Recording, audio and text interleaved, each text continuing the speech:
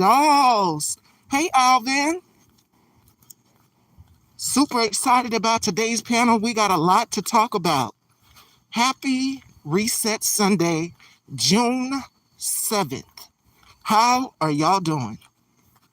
We got a lot to talk about and dissect in this live. This is before I go on with Alvin tit for tat, this or that. And he's in the comments. I think his phone might be acting up, but I'm here, y'all. Coon eye badass. Okay, let's talk about this. So, in case you guys missed what happened, the first thing that took place was about the football player having his fingernails painted.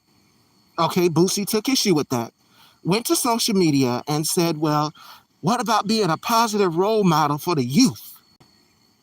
Boosie, let's not talk about being a positive role model.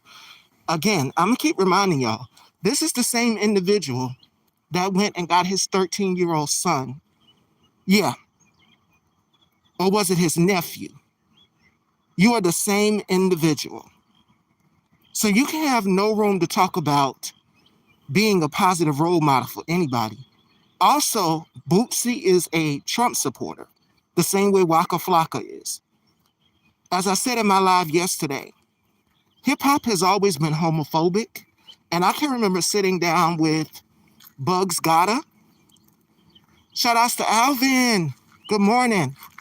Yes, be on standby because I had one troll come in here and create 2 accounts and spelt out the N-word in my chat, and then one subscribed to my.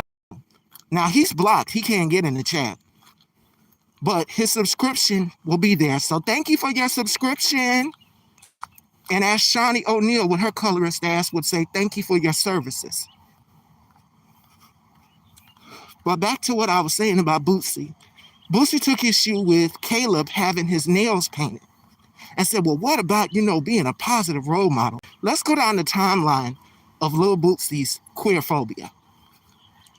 When Zaya Wade was announced to the world, we accepted her. And we still do. We love us some Zaya Wade over here. And y'all know Gabrielle Union loves Style by Stevie. I have gotten several likes on a couple of posts on her because she is fashion forward. So yes, and also her hairstylist, Larry Sims, who's done everyone from Zendaya to Janet Jackson. So I've had, a little proximity to her just off of that. But I've never really sat with her or met her, so who knows? It could be in the universe. But first it was Zaya Wade, then it was Lil Nas X, then it was Saucy Santana.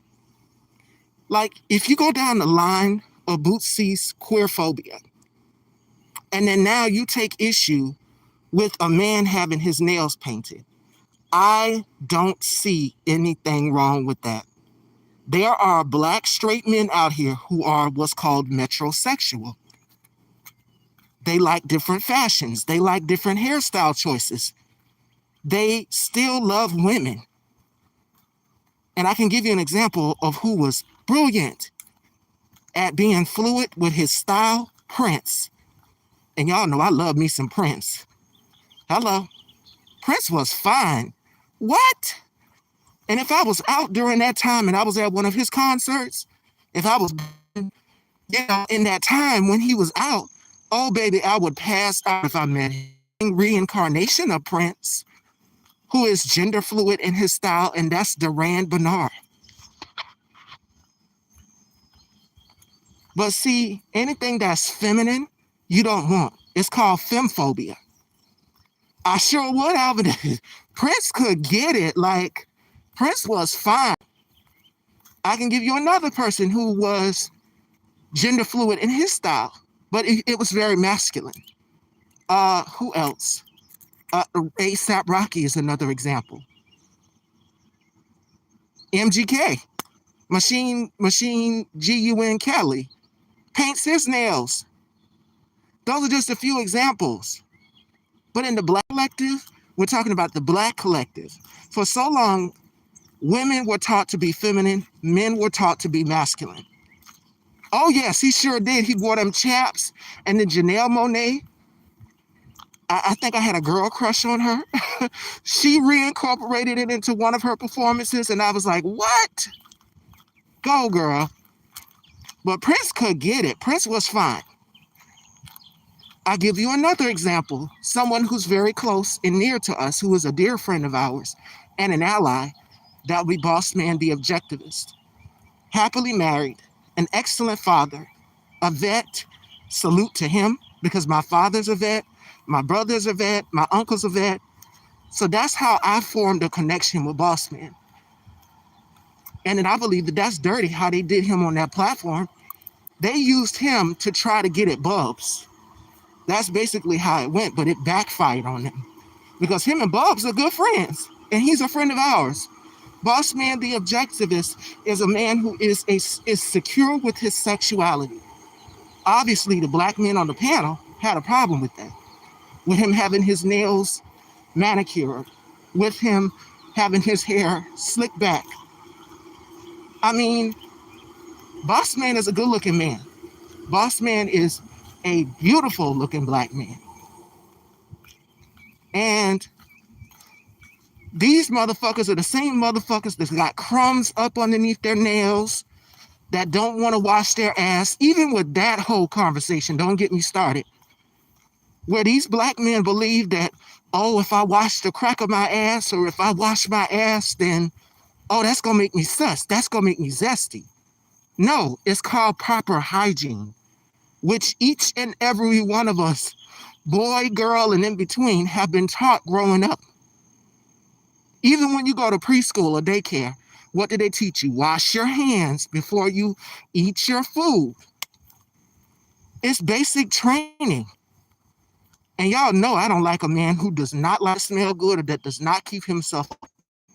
And I'm a feet person. I love it when a man has nice feet, a nice smile, a nice beard.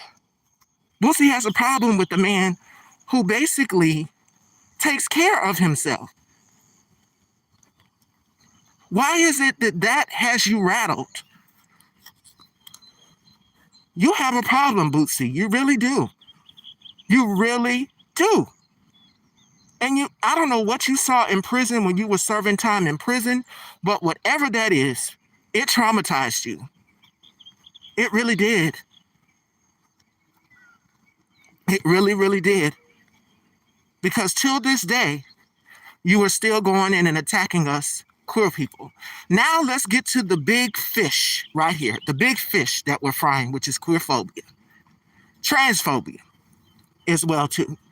So Boosie did a post saying, hey, I'm doing a pool party, a topless pool party. I don't want no trans. I don't want no gays. And he just doubled down on it. He went and he proceeded to say, hey, well, y'all fought for queer rights. What about rights? Are you fucking kidding me right now? Y'all have always had rights. We didn't have any visibility or representation on television. Everything had to be hetero. From our favorite cartoons to our favorite childhood movies. All of that had to be hetero because that's not. Whereas being gay or trans, and in the black collective back in the day in the 90s, because I'm a 90s baby. Oh no, you remember what the Brat said, how she had to hide her, the fact that she was attracted to women. That wasn't acceptable back in the day. Especially being a black woman in the music industry and having to go through so much scrutiny. You're already in a male-dominated field. And I think Queen Latifah said something to the same extent as well, too. Because people would not accept it. Society. So hip-hop has always had a deep-standing homophobia and misogyny towards women. Boosie, let's talk about your lyrics. Your lyrics are degrading to women. You've got violence in your music. You've got, oh, let's make some money. It's all about the money. You don't think what Caleb is doing is for money as well, too? You don't think he's trying to make money for his family? And how many kids does Boosie have? Boosie has 8 children, right? Am I correct? Y'all let me know. But you are so deeply divested into one part of the community that's not even bothering you or wouldn't even sit in the same space with you. We wouldn't. I don't know who's in here in the chat, but if y'all are still here with me, give me some green hearts. But back to what I was saying. Boosie, that wasn't even necessary at all. You went and you said also, well, the truth hurts. Your queerphobia is hurting people, Boosie. Your transphobia and your transmisia is hurting people, Bootsy. You don't think your music is also hurting the black community? You don't think about that? Huh? You don't think that your music is hurting the black collective? It's one other person in here. I see Alvin, but it's one other person in here, and I don't know who it is. But yeah, Bubs said they do that. They be in the bushes. But like I was saying, though, you don't think your music is hurting the community, Bootsy? But yet, queer people in our existence is so wrong.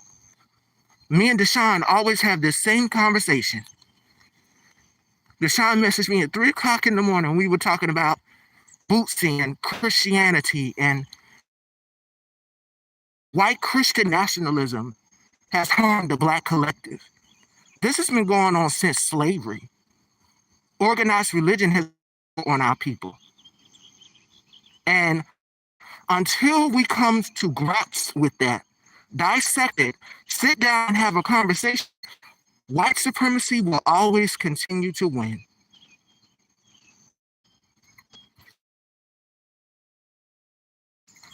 Other countries are advancing. China is advancing. All of the other countries are advancing in technology and science and so many things.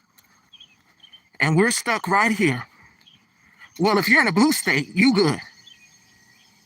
But we know the orange man, Orange Piggy, hates blue states. If you're in a red state, oh, it's going to be even more difficult for you.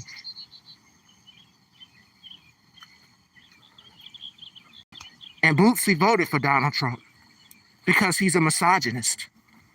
He treats women as if they are objects and not as human beings, in my opinion.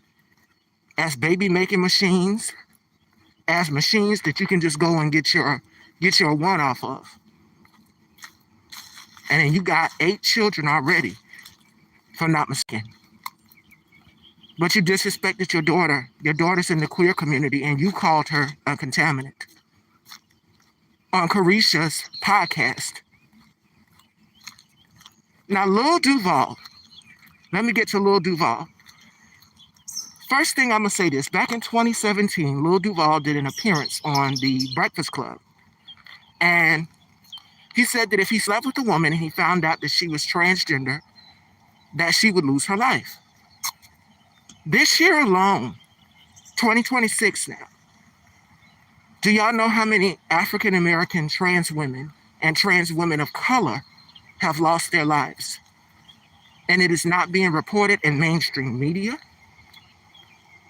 If we have our news outlets like Them, Pink News, Gay Magazine, mainstream hasn't covered that. Lil Duval said, well, why are people still lying about being gay? I can tell you why, Lil Duval. Because of people like you and people like Bootsy. And because of the black collective. And I think Lil Nas X said this. I remember when he did that interview with Kevin Hart, and Kevin Hart gaslit him about, I couldn't come out as gay. This was around the time, he did Old Town Road or whatever. And then I think it was Call Me By Your Name, one of the two. He said, yeah, LeBron James had a talk show called The Barbershop on HBO at that time. And Kevin Hart brought his midget ass up there and was basically gaslighting Lil Nas X, like asking him why didn't he come out sooner. And Lil Nas said, I couldn't, because the black collective. Because the black collective. That's why, Lil Duval. Because of people like you and your dangerous, hateful rhetoric, wanting to cause harm to someone This is exactly why I don't disclose that I'm transgender. I'm gonna tell y'all a story. So one of my